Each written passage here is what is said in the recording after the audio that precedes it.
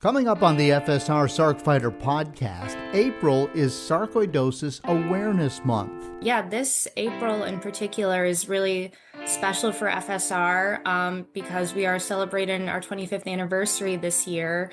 This year's theme is Facing Sarcoidosis Together. Let's say 3 or 4 months before they actually zeroed in on what it was. So by the time I was diagnosed, I had moved to stage 4. So that wasn't good because of, the fibrous tissue formation that had happened. My rheumatologist, there was no vaccines or anything, and I'm still working in a hospital. My rheumatologist calls me one day and says, "You have to quit working. You're going to die if you get." He basically said that to me. You're going to die if you get COVID, because I got pulmonary sarcoidosis. I'll be joined by 2 fellow Sarc fighters and Uber volunteers, and Cathi Davis, the Director of Communications and Marketing for FSR, to talk about how we can all take the fight to sarcoidosis together. This is the Sarc Fighter podcast, living with sarcoidosis and other rare diseases. Here's your host, John Carlin.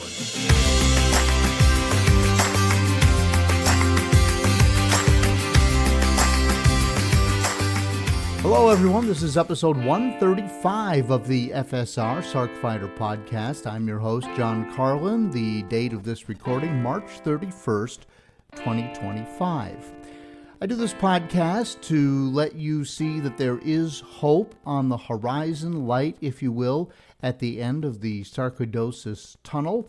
Depending on each and every case, that light may look a little different, but there is an end to the tunnel. I am living proof that you can get through this and get this under control, and that there is opportunity out there, and that there are so many people working on ways to get us through sarcoidosis. And I also want to give us all a sense of community, to let the podcast be the voice of sarcoidosis, as it were, and just to let everybody know that there are others out there who are going through the same thing that you are, or something very similar. We're suffering the effects. We all want answers, and in many cases, we are finding them. And we talk a lot to researchers here on the podcast, and I'm happy to bring all of their hard work to light. Now, toward that end, Sarcoidosis Awareness Month is here, right? And we need to talk about all the ways the Foundation for Sarcoidosis Research is working for the Sarc community with sessions, with programs, as well as things that you can do to help highlight Sarcoidosis Awareness Month. That might be outreach or something as simple as just wearing purple. In fact, I know that I always try to wear April 13th is World Sarcoidosis Awareness Day. And I always try, when I'm on the news, I always try to wear a purple tie. And if I can convince the producers to let me just explain to the viewers why it is that I'm wearing purple on that day. So that is coming up. But let me give you a couple of other things that are happening. These are FSR events that are not particularly related to Sarcoidosis Awareness Month, because my guest today will be talking all about that. But this is a good time to remind you that the FSR Virtual Global Summit, which is a 2-day event with expert-led sessions, there are networking opportunities, this is all online, and all kinds of resources designed to empower patients, to help caregivers, to help clinicians, to keep us all connected, right? And this year's theme is United for Progress, a new chapter in sarcoidosis. And it highlights the power of collaboration, education, and community in advancing sarcoidosis care and sarcoidosis research. So these are some of the bullet points, some of the promises that I'm sure FSR will deliver on. You can learn from world-renowned sarcoidosis experts on the latest research and treatments. You can connect with other patients, caregivers, and supporters in interactive discussion forums and group video chats. You can gain insights from over 20 live sessions, personalized tracks and unique and rarely discussed topics. And this is great. And you might have, like I do, I have neurosarc, cardiac sarc, you pick it, sarc of the spleen. And lo and behold, FSR will have a doctor, and there'll be 20 people in the session who all have what you have, and you can kind of look at how does it impact other people, and what are they working on, and maybe there's a new clinician you could go see. So, and I picked spleen out of just as a for example. I don't know that there will be that particular session, but I'm just saying that that's the kind of thing that happens at the virtual summit. So, and then there will be virtual booths, which I kind of like. Like instead of walking a trade show and you go from booth to booth to booth and you stop and you talk to the person and they have, pens and merch out on the table. You don't get the pens and the merch, but you do get the opportunity to go to a booth and have conversations and see what the various pharma companies and so forth are doing. So I always think that's very interesting. So the early bird registration is already open, and FSR is offering a special early bird rate of $30 per person until May 15th, and then after that the price does increase to $40, which in my mind is still very reasonable. And there are some scholarships available if $30 or $40 is beyond your budget. And FSR does have a link on their website where you could apply for that. So that is coming up. And again, that is different from Sarcoidosis Awareness Month. That is the annual summit, and that is coming up as well. And that will be on June 28th and 29th. Okay, the other thing I want to tell you about is that once again, FSR has secured some spots in the New York City Marathon. For the last 2 years, Team Rally for Sarc runners have raised awareness running, and if you listen, I was a former marathon runner. I am a former marathon runner, but it's 26.2 miles. And you do it in New York, which is becoming the granddaddy of marathons. I used to think Boston was. I ran Boston, but I really feel like New York is beginning to eclipse Boston. I don't know why. I just feel like I hear more about it, especially in the fundraising area. But the runners over the past couple of years have raised $40,000 plus for FSR. And all that money goes to Sarc research and patient support initiatives. So this year, FSR has 5 openings, 5 runners who will join Team Rally for Sarcoidosis at the 2025 TCS New York City Marathon, which is run on November 2nd. And so runners would receive a coveted slot in the marathon. They'd receive fundraising support and tips. So basically, you're going to apply. And if you are selected, then you are going to have to raise some money. I mean, yeah, I'm going to say you get to raise some money, but I can tell you, having worked a long time ago with the Leukemia Society, that when you are raising money for one of these causes, it's not all that hard. People want to give, and basically the message is, I'm doing all the work. I'm in this sarcoidosis community for XYZ reason. And I really want you to help me out, and that works. It just does. So you'll get virtual coaching from the New York Roadrunners. There's an official team rally for Sarc. There's official swag that goes with that, but you do have to raise $4,000 by November 2nd. And if I honestly think that's a piece of cake. I really do. So the date of the event is Sunday, November 2nd. It's in New York City, but applications to FSR close soon. So as I'm speaking today, it's 16 days from the date that I'm speaking here on March 31st. So applications close on April 15th, 2025. And you need to make your case. You need to talk about your connection to sarcoidosis, whether you're a caregiver, whether you're a patient, whether you're a board member, whether you're on the staff, whether you had a loved one who has sarcoidosis, maybe somebody who passed from sarcoidosis, And so the FSR will look at all of those. I actually had an opportunity to participate that, being on the patient advisory board last year.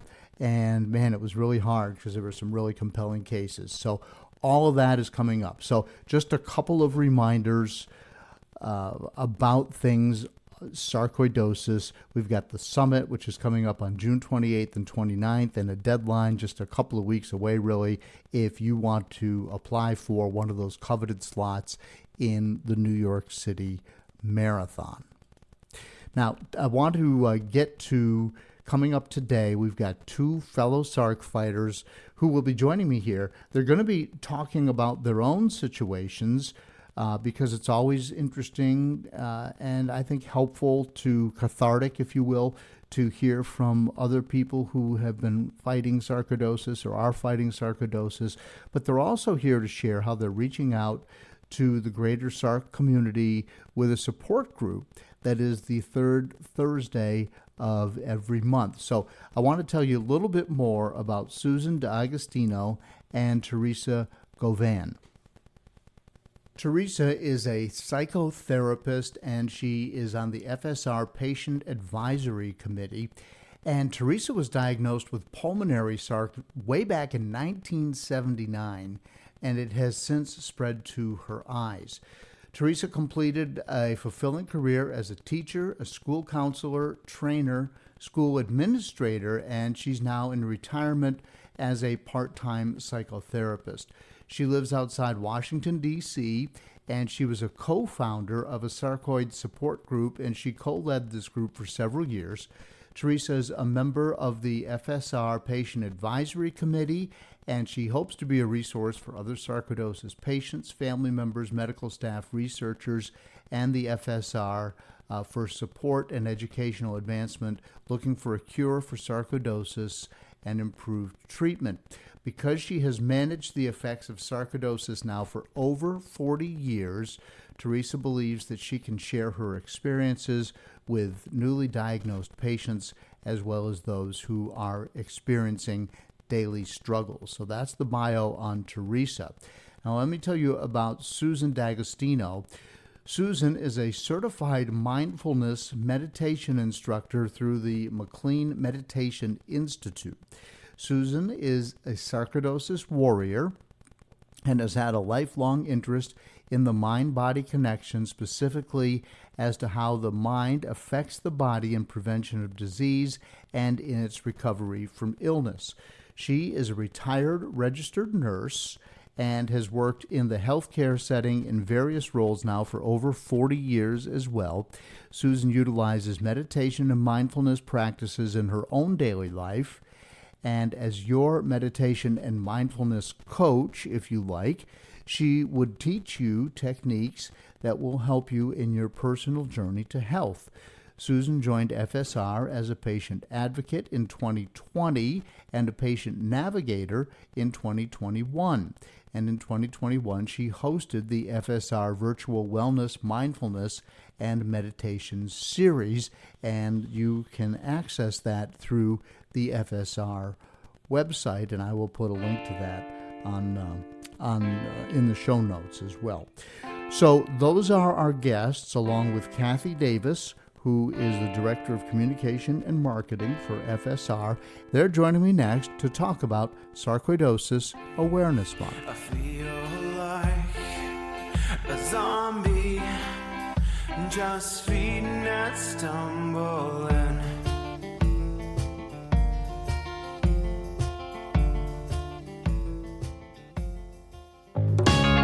Hi, I hope you're enjoying the Sarc Fighter podcast. You may be wondering, what can I do to help? How can I be a part of the sarcoidosis solution? It's simple. Make a donation to KISS, Kick In to Stop Sarcoidosis. 100% of the money goes to the Foundation for Sarcoidosis Research. Look for a link in the show notes of the Sarc Fighter podcast. Welcome back to the FSR Sarc Fighter podcast, and we have a great panel of people today to talk about Sarcoidosis Awareness Month. We have Cathi Davis, who's the Director of Communication and Marketing for FSR. We have Theresa Govan, who is many things sarcoidosis, including a sarcoidosis patient. We'll talk more about some of her involvement coming up.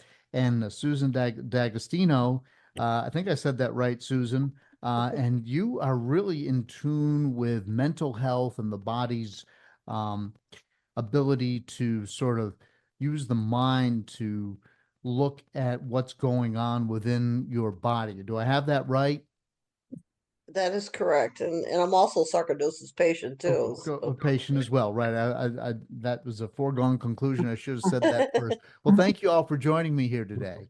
You're Thank you for welcome. having us. Thank you for having us. Having us, John. Right.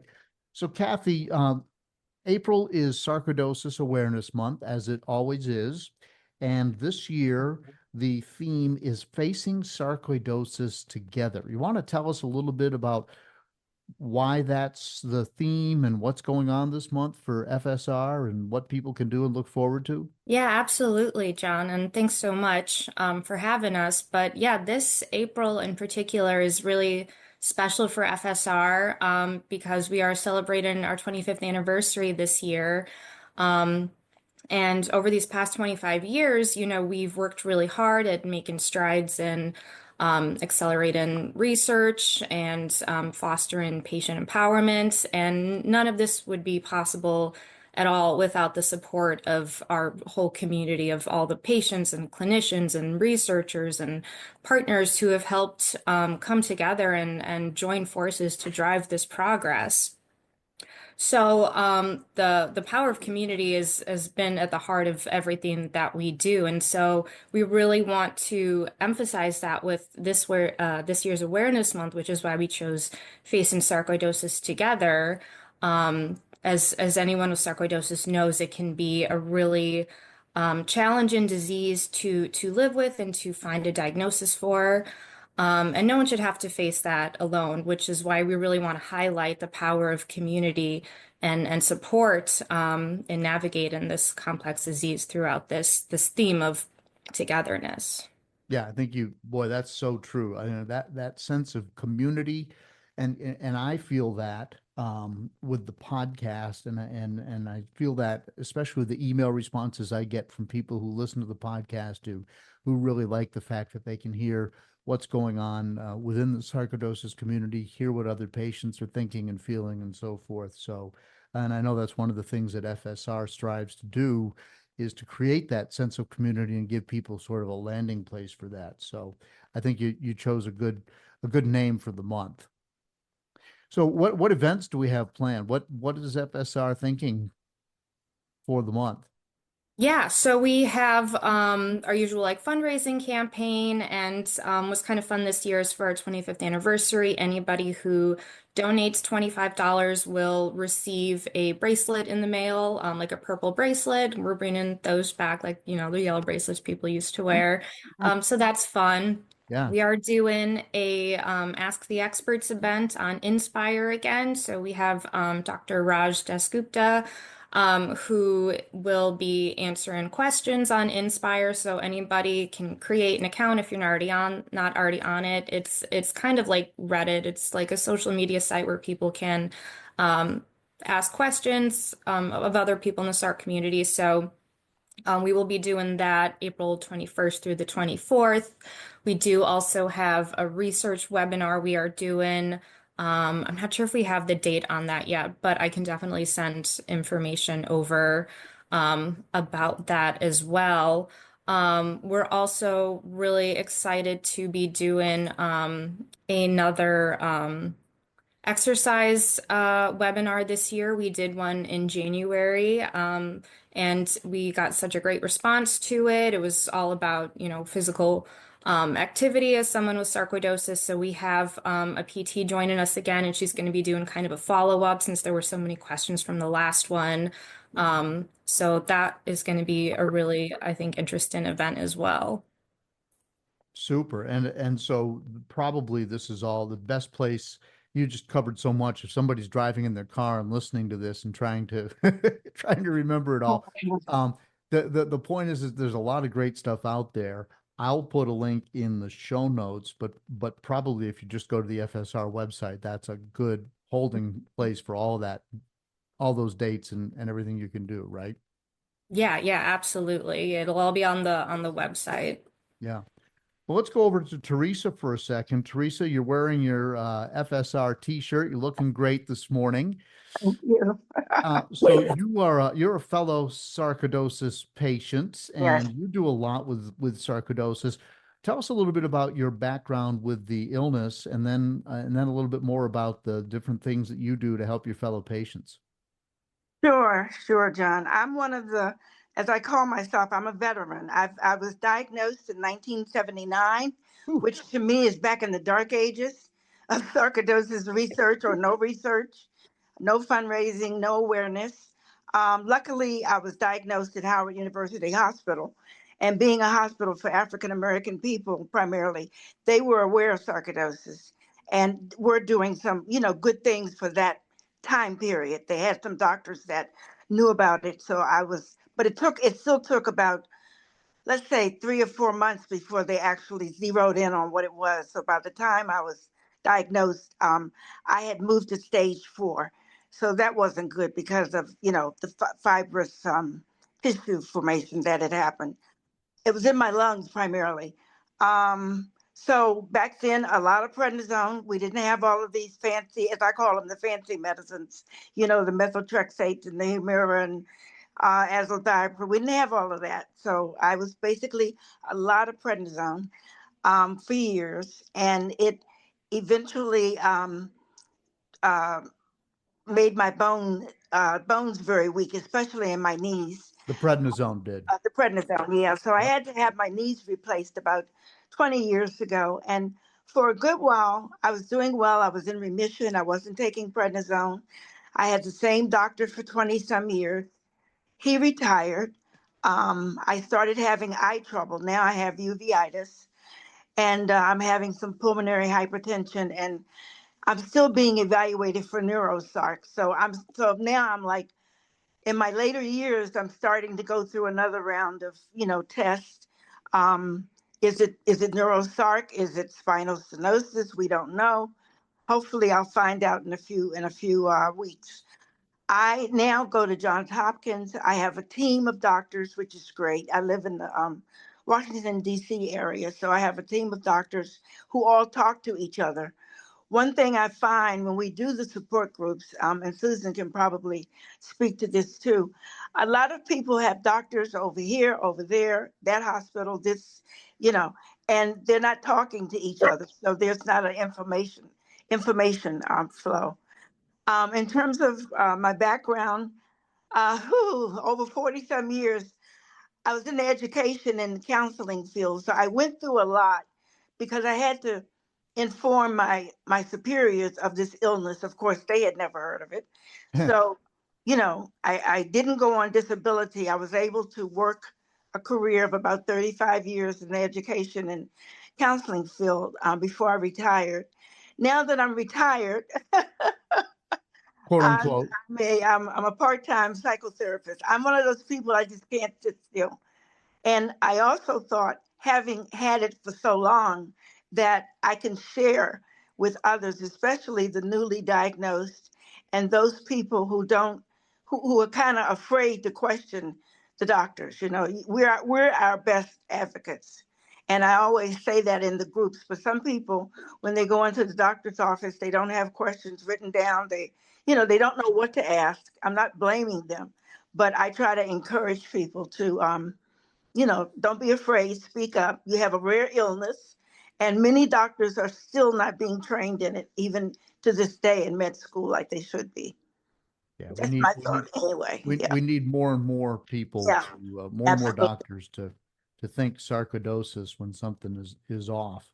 I want to Right. come back. I want to come back to you a little bit, but Susan, you've been sitting there very quietly for us. I appreciate it. I want to bring you into the conversation here. Tell us about your background with sarcoidosis, first of all. Hi, John. Thanks for having this. This is great to do. Well, Yeah. my background is in nursing. I was a nurse and then a nurse administrator for close to 40 years. And what's funny is, like, in my 40-year career, I actually saw one patient with sarcoidosis. One. One. Probably there were a lot more, but I think, like Theresa said, there was really not a lot of diagnosis tools for sarcoidosis or whatever. And that one patient I did see, and I was working in critical care at the time, died. So when I was diagnosed with sarcoidosis, that was kind of my thing. Oh my God, what is this disease? And yeah, I knew a little bit, but not much about it. And then, the one person that I had contact with sarcoid died, and I thought, oh my God, this is a death sentence. Like everybody, you go through that process. It took Right. for me, it took 2 years to diagnose. I've had been diagnosed 10 years, but I'm sure I've had it a lot longer. So it was very scary. And I think my recent diagnosis with it has really kind of, even though it's 10 years now, but I got involved with FSR, almost not really at the beginning, but a couple of years after. And I think that's really helped me, to connect with people who are newly diagnosed. And that's why I became a patient navigator for, several years. I'm not doing it right now because that's a tough role as a volunteer. And I really kind of needed a little bit of a break from it. So, I've taken a break, and now I'm doing stuff with advocacy and the support group. So that's I mean, I love the support group. I think, we do such great things there. We see people from all around the world, which is Yes. kind of amazing. I mean, we've had people from, Europe, Eastern Europe, Western Europe, all over the US, Canada. I mean, just really, everywhere on our group. And it's kind of always surprising when I see these people say, hi, I'm from Ireland. And you're like, wow, So the outreach for FSR is really very amazing. And I think that's kind of one of the things that I love about FSR is, their outreach programs to people everywhere is really, really amazing. And then when we get on the support group, we can promote groups like, your podcast and, Right. the events that Cathy's talking about, and then, try to get people back in the support group. But I've been doing the support group like 6 months now, more or less, although I've run support groups before, but in the cardiovascular arena, because that's where I worked.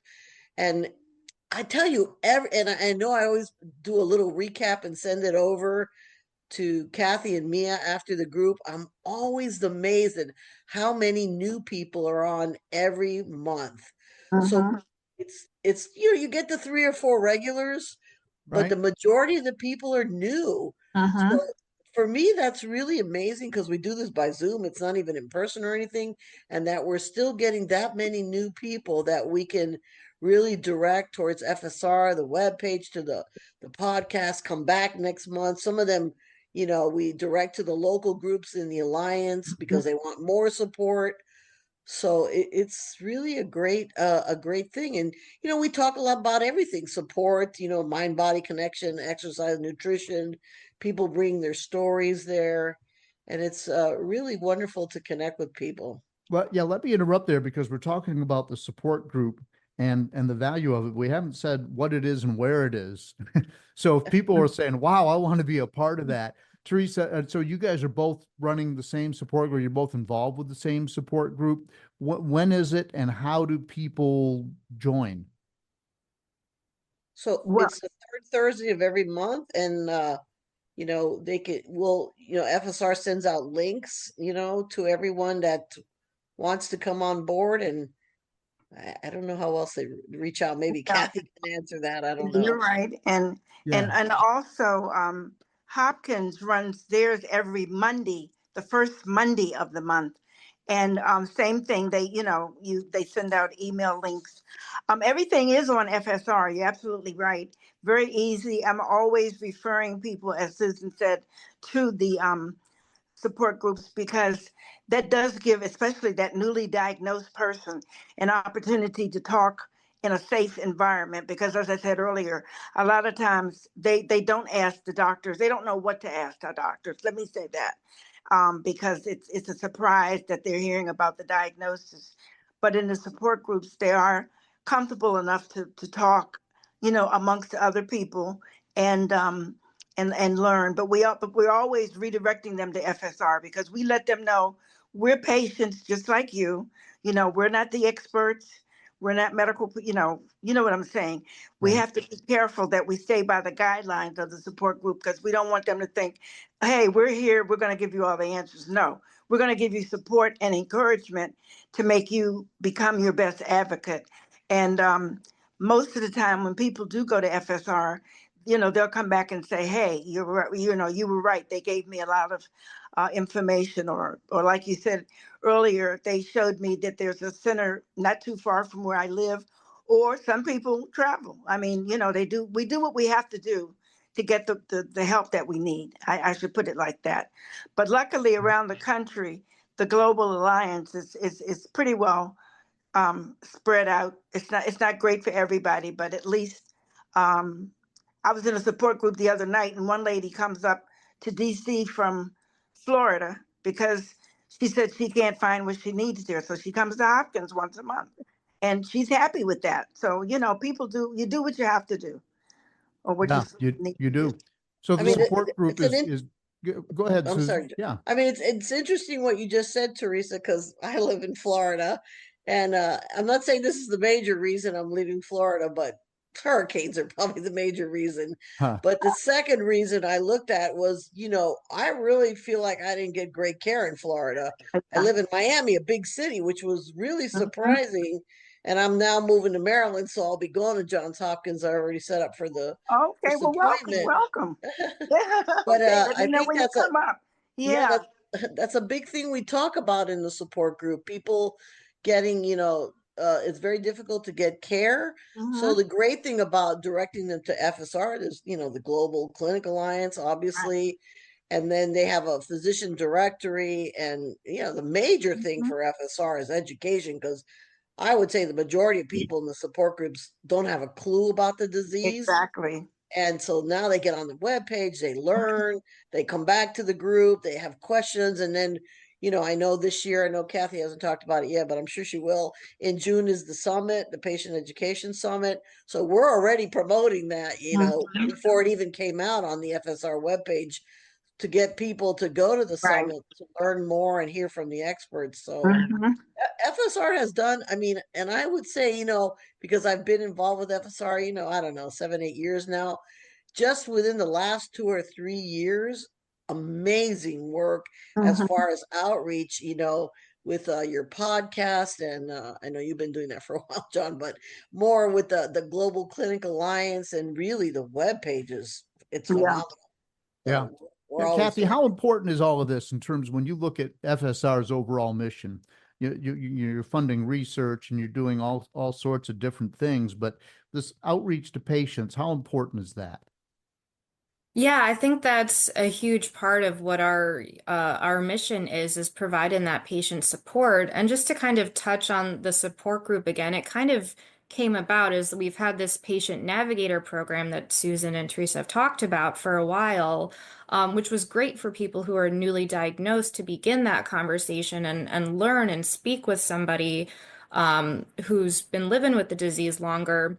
But then after that, it was like, well, what is there? So that's kind of where the virtual support group came in, is because we wanted people to be able to continue those conversations beyond just after being newly diagnosed, because of course living with chronic illnesses like sarcoidosis takes a huge toll on your mental health. So I think it's just great that we have Susan and Theresa here able to help, lead these conversations and provide a safe space for people to talk about what they're dealing with. Yeah. Well, it makes such a difference. I remember when I was first diagnosed, I'd never heard the word sarcoidosis Mhm. before. I thought it was some particular kind of cancer, which Mhm. the doctor told me it wasn't. But then I left the hospital very confused, and I went online, and everything I saw online just scared the daylights out of me. You Mhm. know, uh, people were just going off with these in some of the forums that I found, and I thought, good Lord, this is making me feel worse. We need to have like an honest conversation about what's going on. You need to Mhm. know that there's a path forward, and like I say at the beginning of every podcast, you need to know that there's hope, right? That Yes. you can get through this. And Susan, I'm curious because this mindfulness thing that you advocate and teach, I'm very appreciative of that. I am a person that can't sit still. And I have never been able to figure out how to do meditation and mindfulness and get to the bottom of anything because I can't make my mind stop racing. Is there any hope for somebody like me? Well, what I advocate, obviously, I became a mindfulness teacher about 10 years ago. And I used to, obviously, it's really funny because when I worked in critical care, when patients are intubated, like on the respirator, you teach them this, and I didn't realize I was doing this, when they get the tube out to breathe, calm down, and it's really a form of mindfulness. So when I started training to be a mindfulness instructor, I was like, wow, I've been doing this for a while, right? It's so there are many forms of meditation and mindfulness. It's not like you have to sit down like a yogi or a monk or whatever and do this. Oh, Mindfulness can be walking in nature, it can be tai chi, it can be exercise, it could be qigong. It's really the concept of it is to basically slow down, and be in present moment and appreciate what's going on at that moment. It doesn't really matter how you do it. I mean, I advocate meditation more, but a lot of people just do prayer. They do the rosary. They walk in nature. They do qigong, which is also a great practice. These Asian practices of qigong or tai chi, because you're very concentrated on the body, and being concentrated on the body makes your mind slow down. So it's a form of mindfulness meditation. I think everybody thinks, oh, I got to sit on a mat, whatever, for 20 minutes every day. But everybody can do that. I mean, it's just a matter of practice, and that's why they call it a practice. And it's much like exercise. If you exercise once a month, well, you're gonna get, some benefit, but not a lot. But if you do it consistently 3 or 4 or 5 times a week, you're gonna get more benefits. So that's what meditation is. But it's a practice. You start slow, and if you really enjoy it or you really see the benefit of it, you increase your time, you increase your periods, your days. And a few years ago, I did a series for FSR, and it's on their FSR Wellness and Education page. And it's a 4-part series, and I talk about all of this, why it's so important to slow down, be in present moment, and how it affects the body, because that's the thing. All of us are affected by sarcoidosis in one way or the other, physically, but mentally, illness and all diseases really can affect the physical outcome. So it's very important to put that mind-body connection together, because the two of them together are much more powerful than just saying, well, I'm going to go to the doctor and get on pills. It's great to do that, and you want to do that. But if you have all this high anxiety and high blood pressure because you're living in an anxious state, well, those drugs aren't going to be as effective. And that can go with any disease. And I think that's what happens to all of us with sarcoidosis, because we're so scared at the beginning because, we're misdiagnosed, or it takes years to diagnose us, that when you finally get that diagnosis, your level of anxiety is off the chart. I haven't met a patient yet with sarcoidosis who was diagnosed quickly, including me. I started out with ocular, and then it was pulmonary and some other multi-organ stuff. And my level of anxiety for 2 years was awful. And then I was still working. And then when COVID came, my rheumatologist, there was no vaccines or anything, and I'm still working in a hospital. My rheumatologist calls me one day and says, you have to quit working. You're going to die if you get, he basically said that to me. You're going to die if you get COVID, because I got pulmonary sarcoidosis. I got a letter, and I didn't even give 2 weeks notice. I was out of there.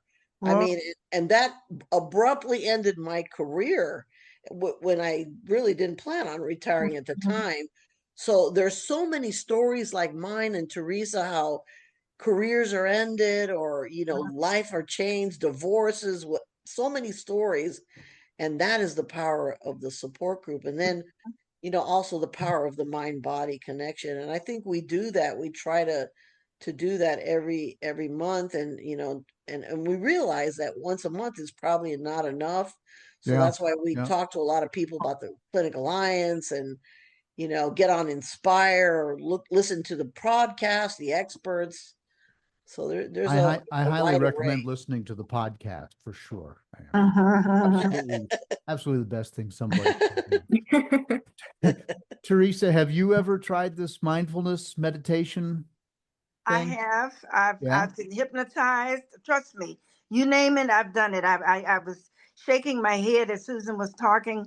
I'm kind of like you. It's hard to keep still, but the mindfulness. I exercise about 4 times, at least 4 to 5 times a week. Not every day. Not gonna lie, but but that's when I find I can do some mindfulness because I'm sitting there. I'm cycling, and that helps a lot, especially with this. As I said earlier, this diagnosed spinal stenosis question mark because again we don't know if it is neurosarc. I understand that it can mimic neurosarc, so hopefully I'll know. I've had all my MRIs and hopefully I'll know soon. But yeah, that helps me to slow down. Also, when I transitioned from teaching and administrating into counseling, that helped a lot because I could take some of the techniques that I was giving my patients and use them myself, as Susan said, because I know that I'm like an undiagnosed ADHD person, so I use it to kind of, slow myself down. When I'm driving, I love to drive, and that's a good time. You can do some mindfulness. Of course, you're going to keep your mind on the road, but I try to put it in wherever I can because I know that I need it because by the time the day is coming to an end, I'm kind of wound up, but I'm tired at the same time. And you gotta slow yourself down so you can go to bed and start all over again. So yeah, it's definitely very good. And I try to use it whenever and wherever I can. But I've actually gone to the gym, done yoga classes and Tai Chi even once. So yeah, yes, very good, very good. Okay. When you learn about mindfulness, you learn about one thing: the breath is the anchor. When Mm-hmm. you learn how your breath affects the body, and when you start learning how to just breathe. We breathe all the time, obviously, but when you learn how the breath is your anchor, to when you take a deep breath, it Mm-hmm. slows you down. When you just breathe, the more you do that and the more you pay attention to the breath, the more you become mindful of how the body and the mind connect. So Right. that is really, the breath is the anchor. Deep Mm-hmm. breaths, slow down the breathing, how it affects the body. And as you do mindfulness, you learn it and you feel it. You Mm-hmm. feel, you feel these things. And that's what I did with that series. I try to always go back to that breath with people because that is how you're going to learn how the Mm-hmm. body and the mind Yeah, come connected. together and how they affect each other. And I think in sarcoidosis, I mean, I know on the patient summits in the last couple that I've went, they've had like psychologists and now you even see MDs, doctors Mm-hmm. talk about mindfulness, which this would never have happened 10 Never, years ago. never, So no. they're getting more into two things, how nutrition, well, three things: nutrition, physical activity, and Mhm. being mindful really can affect, disease processes. Plus sleep is a big thing. And you Sleep is learn that critical. Yeah. yeah. And so I'm really happy to see those functional type topics happening more in FSR, because I think what we can do I mean, we can't control the organ and how many granulomas you have, you Right. just have what you have, but you can control other things that help in the outcome of the disease. Mhm. Your reaction to it and that kind of thing, and diet and so forth. And doctors have told me that diet, everybody wants you to eat a healthy diet, but I always thought I could eat a healthy diet and make sarcoidosis go away. Mhm. Although I felt better and enjoyed my food less, I felt like like I did feel healthier, you know. Mhm. I did feel healthier, but um I don't know. I still think exercise and diet are important. They And are. uh, And John, yeah, where's your primary involvement with sarcoidosis? it's neurosarc on my spinal cord. Oh, okay. So you Yeah, know what I'm going through right now, I trying to do. get it diagnosed. Yeah. I do. Mine is right up here on the back of my neck, and I initially had tingling in my feet, and then it just started creeping up my body. And, I thought, well, I pinched a nerve or something like Yeah. that because I'm always, was always riding my bike and hunched Mhm. over and that kind of stuff. But just kept getting worse and worse and kept creeping up. And so they started the search for what was wrong with me, and a couple of misdiagnoses, and then finally a biopsy revealed that it was sarcoidosis. So, Okay. yeah. Okay. Yeah, well, Yeah. thanks for telling me that, because I'm coming, as I said, I had my last MRI actually yesterday of the whole spine. So thank you for letting me know that. I'll keep that in mind because it's been a process. I've been misdiagnosed a couple of times. Did you get your results of your MRI yet? I have the disc, and I'm going to follow through with that with the neurologist tomorrow. Yeah. Okay. All right. Well, And good I luck. think Teresa and well, John, but I think you would probably agree to this. On our support groups, we're seeing more and more people diagnosed with neurosarcoidosis. Yes. Really? So again, I don't know if it's the treatment, the algorithms have changed, and doctors are more in tune to it. But I'm always surprised every group Mm-hmm. that we have oh, I was just diagnosed with neuro. Oh, I had. Right. So we're seeing more and more of that even through the support group, and I Yeah, think you're right. I've that one noticed in that too. cardiac, we're seeing a lot of cardiac sarcoid Mm-hmm. in Mm-hmm. our groups too. So it's really interesting. I mean, before it was just all about pulmonary sarcoidosis, Yeah, because that was and 90%, 90% yeah, of the diagnoses. Yeah. But see, they're studying it more. There is more research correct. being done, and they're learning how to diagnose better. As I said back in the day, it was lumped together. It was mostly pulmonary, and that was that, or cardiac possibly. But I remember one doctor telling me, "Well, we can never know if it's cardiac until we do the autopsy." Right. Yeah. You don't want to Because hear they're not that. going to That's biopsy not your what you heart. want No, to you don't hear. want to do an autopsy. Right. But back in the day, that's what they would say in the 70s and 80s, Yeah. because they didn't know. Yeah. I worked in I've had more and cardiology. more cardiac folks reaching out to me, Correct. and have been guests on the podcast because it seems like everybody who's contacting me has cardiac sarcoidosis. Maybe it's just because it's so serious and they Yeah, really want to it's talk hard. about it. But I have to Exactly. tell you, in cardiac sarcoidosis is really interesting too, because I worked in cardiology a long, long time, like most of my career. And we saw obviously a lot of patients with arrhythmias, but coincidentally they would find a little tumor or this or that on the Mhm. heart, and they're not going to biopsy a heart because it's No. too risky. So I believe again that cardiac sarcoidosis has not been diagnosed as it should have been for years and years, and Right. we're seeing more of it, not because there is more of it. It's just it's better diagnosed. Mm-hmm. well, people are Mm-hmm. looking for it. And Kathy, you're the Correct. communications director for FSR, so the fact that doctors are looking for sarcoidosis more often as a potential answer to somebody's troubles, that's got to make you feel good.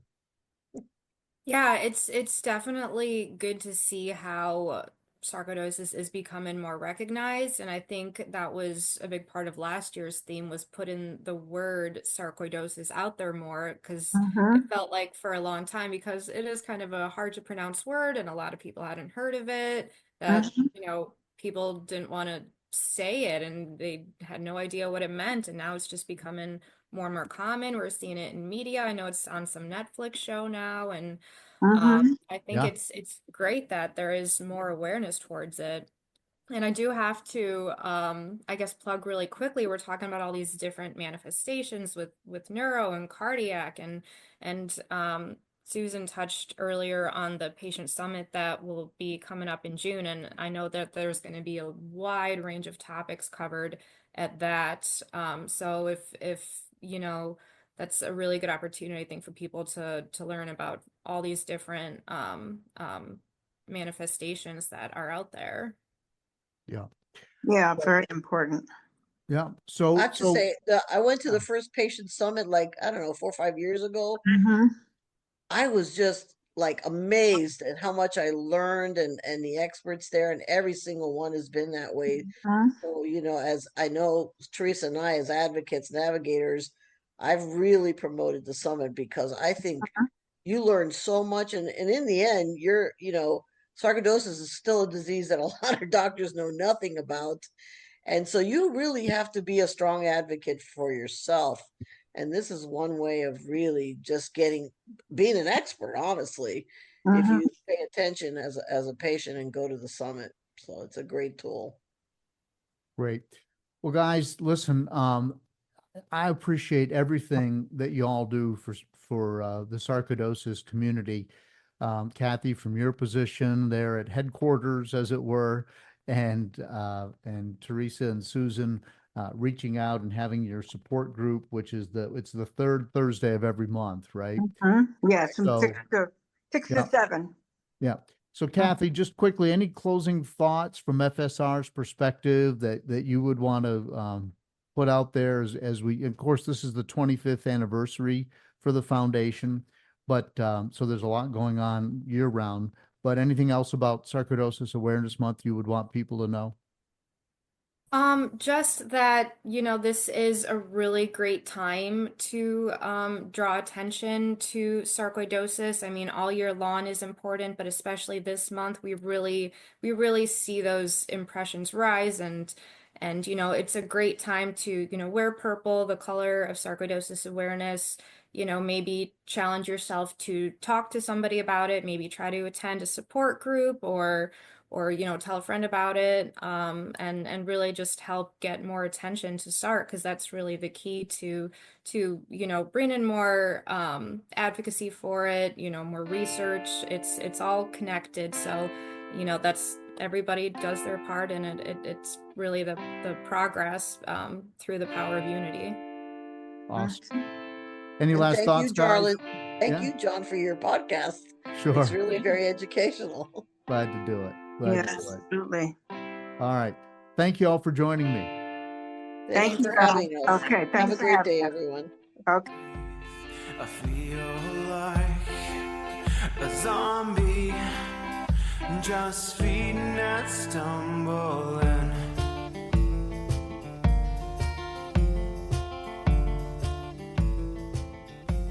Thanks to Theresa, Cathi, and Susan for joining me, and most of all for all they do for the sarcoidosis community. Man, it really is great to have people who've been suffering with this. Theresa has had sarcoidosis since 1979. Can you imagine? So, and she's out there, and she is really trying to help. So, and Susan as well with mindfulness, and Cathi for her steadfastness in keeping all of the sarcoidosis messaging out in front of the world, really. So thanks again to all of them.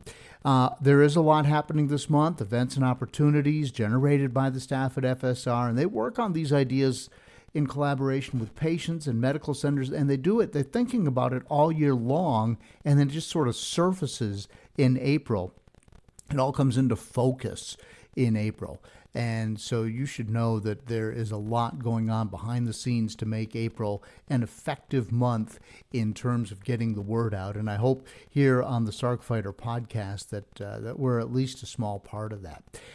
This is a good time to contact me if you'd like to share your story on the podcast. The best way to get to me is email carlinagency@gmail.com. I want to remind you the official Sarc Fighter song is Zombie by Mark Steyer and the White Hot Lizards in Alberta, Canada, and Mark is a fellow Sarc Fighter. Hear the story behind the lyrics way back in episode 12, and we got an update from Mark in episode 118. The Sarc Fighter podcast comes out every other Monday. As I'm speaking today, my trusty dog Dougal is curled up on the chair in my office, as is my second trusty dog, Shandy, and they are both here making my life a whole lot better. The backstory to the founding for the Foundation for Sarcoidosis Research is episode 11 with Andrea and Redding Wilson. Don't forget to follow me on social media. Look for Sarc Fighter on Facebook and Instagram. I'm also on Peloton as Sarc Fighter if you have a Peloton exercise device at your home. My cycling blog, Carlin the Cyclist, has a section called Cycling with Sarcoidosis. Also, if you're new here and just trying to figure out what sarcoidosis is, try listening to episode 2 with Dr. Simon Hart, and my story is episode 1. Again, you can send me an email if you'd like to join me on the show or have any comments on the show, carlinagency@gmail.com. Until next time, keep fighting. Learn to suffer, you feel pain someday. Learn endurance, your strength will fade away. Dead man walking, trying to keep up the pace.